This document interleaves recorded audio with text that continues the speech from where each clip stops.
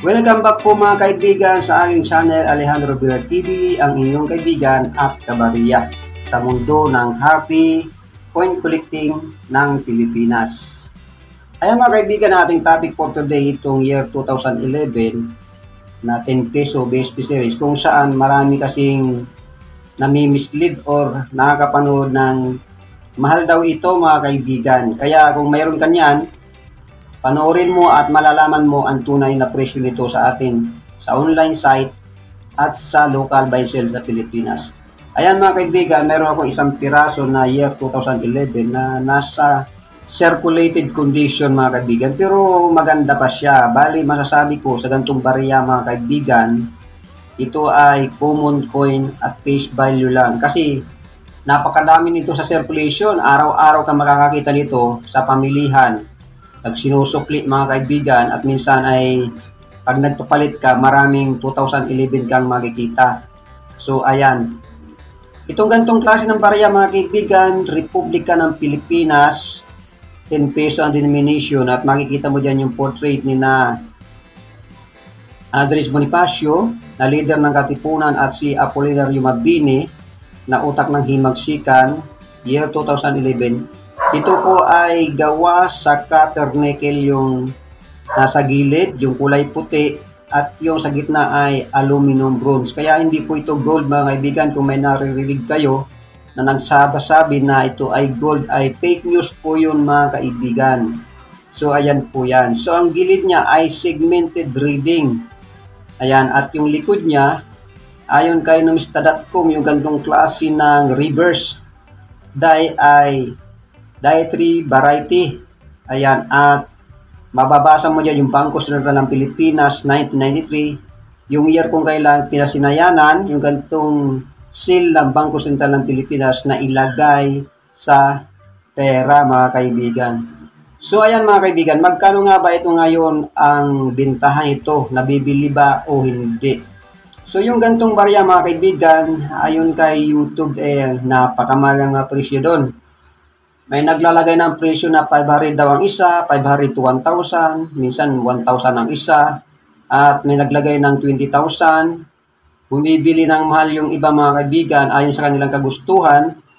At ang pinakamataas nitong nakita ko na presyo kay YouTube ay umabot ng 150,000 plus mga kaibigan. So bali yung ganong presyo, pag pinisyohan mga kaibigan ng 500 pataas, ayan po ay fake news mga kaibigan. Hindi nga ito mabibili ng 100 pesos sa atin sa mga coin collector group sa FB. Kasi nga po common coin ang year 2011. So ayan po yung katotohanan. Pero by the way mga kaibigan, tiningnan ko kay eBay. Kay eBay may nag-post at nagbebenta ng 317.16 pesos. At kay Carousel naman may nag-post at nagbebenta ng 5,000 pesos na year 2011, may scratch pa mga kaibigan. So doon sa mga site na yun, ay talagang mahal dyan mga kaibigan. Kay Lazada, kay eBay, kay Shopee, kay Carousel mga kaibigan. Pricey dyan mga kaibigan. Pero dito mga kaibigan sa Coin Collector Group sa FB, kung kasali kayo, ako ay kasali sa at least 10 na grupo, ay sad to say mga kaibigan, walang bumibili at walang nagbebenta ng gantong barya. Kaya kung mayroon kang year 2011, kung brilliant uncirculated, yan po yung hinahanap ng mga coin collector, yung napakakinang at napakabago pa. Pambuo ng series para sila ay makapagawa ng from year 2000 to 2017 na year para gawing frame at pan-display or pambinta. Pero kung ibebenta mo ito ay talagang hindi ka makapagbenta nito kasi common coin nga, face value. Ibig sabihin ng face value, kung 10 piso yung nakikita mo, ay 10 piso rin yan sa iyo represyohan mga kaibigan. So, ayon sa mga coin collector group sa FB mga kaibigan, dito kay Numismatico ng Pilipinas, mayroon yan nagbenta ng year 2011 na 10 peso, pero error coin mga kaibigan. So, tingnan nyo dyan sa picture na nilagay ko, nagkalaga siya ng 1,100 pesos, pero error coin din siya.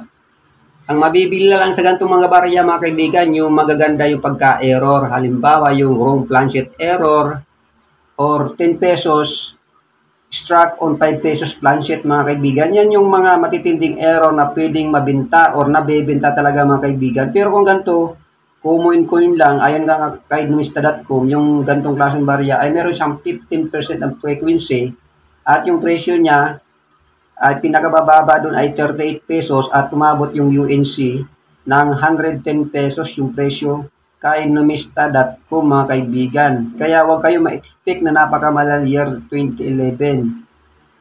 So, ayan yun mga kaibigan, yung katotohanan na ang year 2011 ay hindi rare, hindi rin gold, face value at coin lang. Maraming po salamat sa pagtitiwala at panonood sa inyong mga kaibigan. God bless you all. Bye-bye!